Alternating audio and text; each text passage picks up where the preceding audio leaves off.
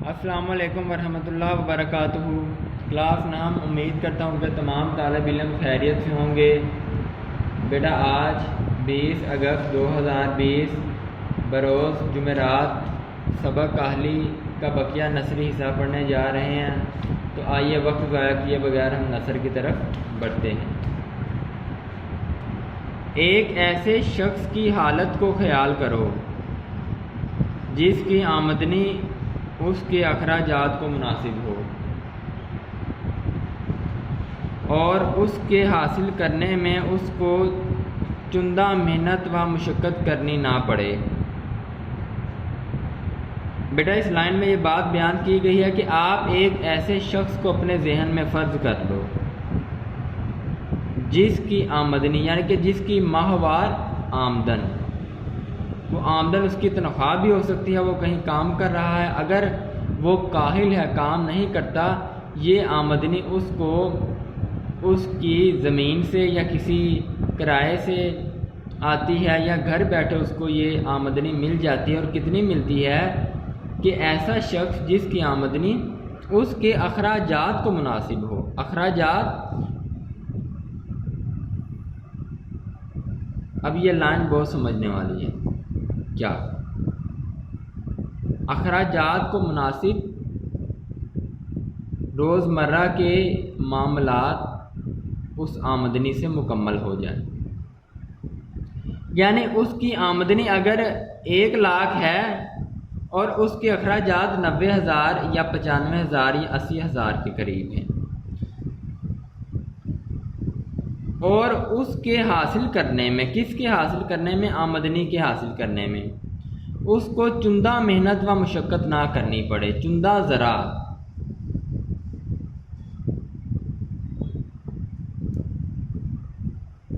جیسا کہ ہمارے ہندوستان میں ملکیوں اور لاخراج داروں کا حال تھا۔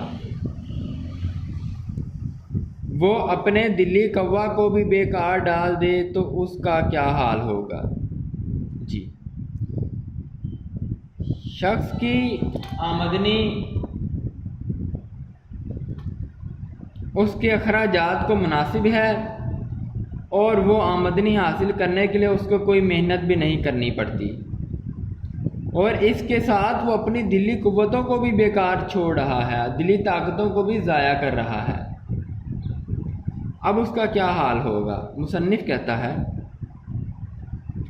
یہی ہوگا کہ اس کے عام شوق وحشیانہ باتوں کی طرف مائل ہوتے جائیں گے۔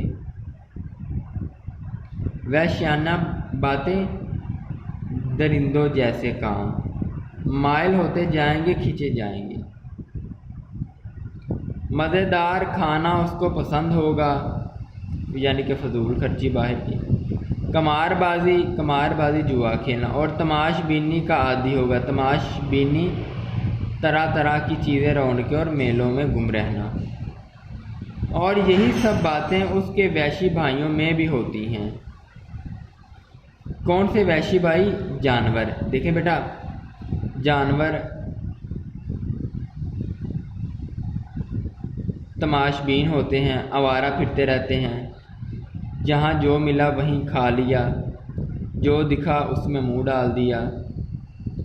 تو یہی باتیں ان جانوروں میں ہیں اور اس شخص میں ہیں کہ جس کی آمدنی اس کے اخراجات کو مناسب ہے، اور اس آمدنی کو حاصل کرنے کے لیے اس کو محنت بھی کرنا نہیں پڑتی، اور اس کے ساتھ وہ آمدنی بھی رکھ رہا ہے اور دلی قوتوں کو بھی بیکار چھوڑ رہا ہے۔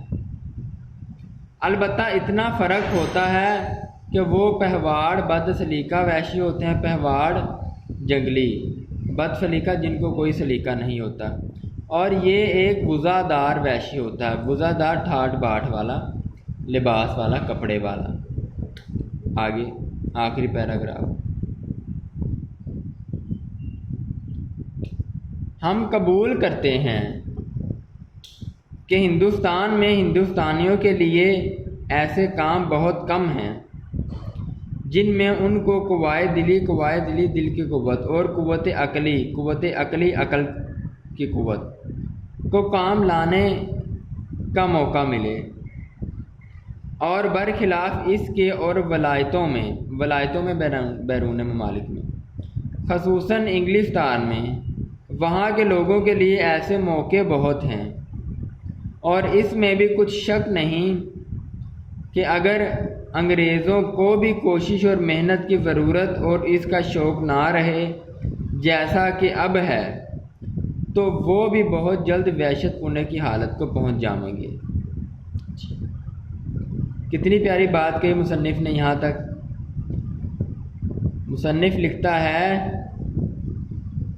کہ میں مانتا ہوں کہ ہمارے ہندوستان میں وسائل اور ایسی جگہیں اور ایسے پلیٹ فارم بہت کم ہیں کہ جہاں پر ہم دل کی قوت اور عقل کی قوت میں کو کام لانے کا موقع پا سکیں، جبکہ بیرون ممالک کو دیکھا جائے جس طرح انگلستان ہے تو وہاں کے لوگوں کے لیے ایسے بہت سے موقع میسر ہوتے ہیں،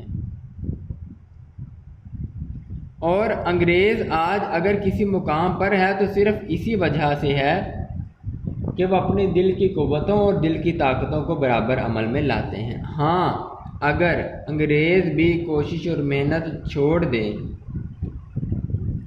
جلدی وہ بھی وحشت پونے کی حالت کو پہنچ جائیں گے،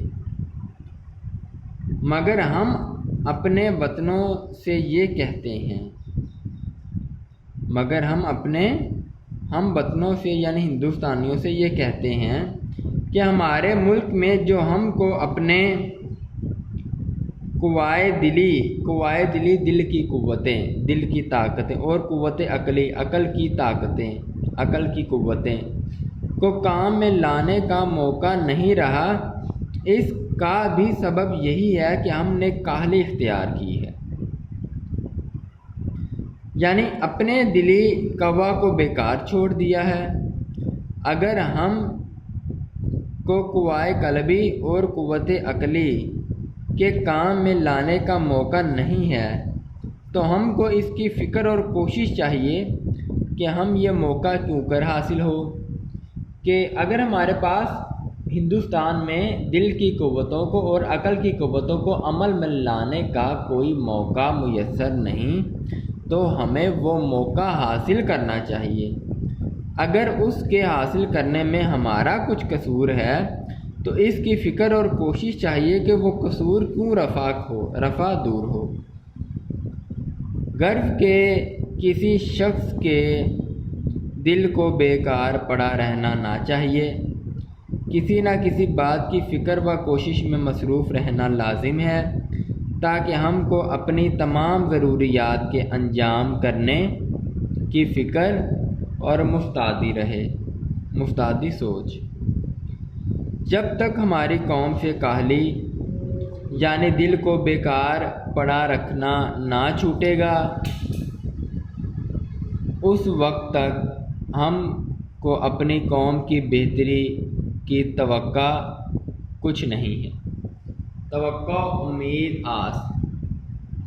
سر سید احمد خان نے آخری لائنوں میں ہمیں تلقین کی ہے اور نصیحت بیان کی ہے کہ ہم میں سے کسی بھی شخص کے دل کو بیکار پڑا نہ رہنا چاہیے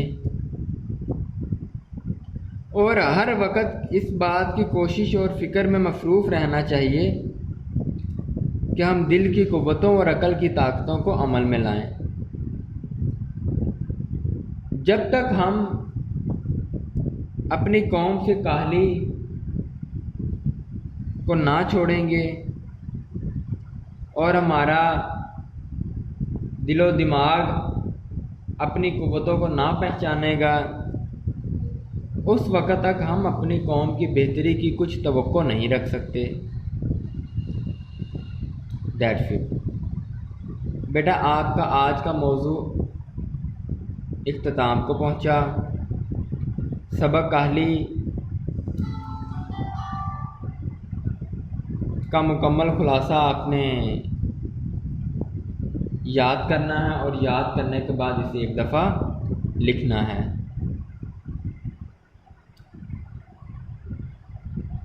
اس سبق کا ماخذ ہے مقالات سر سید حصہ پنجم اور مصنف کا نام سر سید احمد خان۔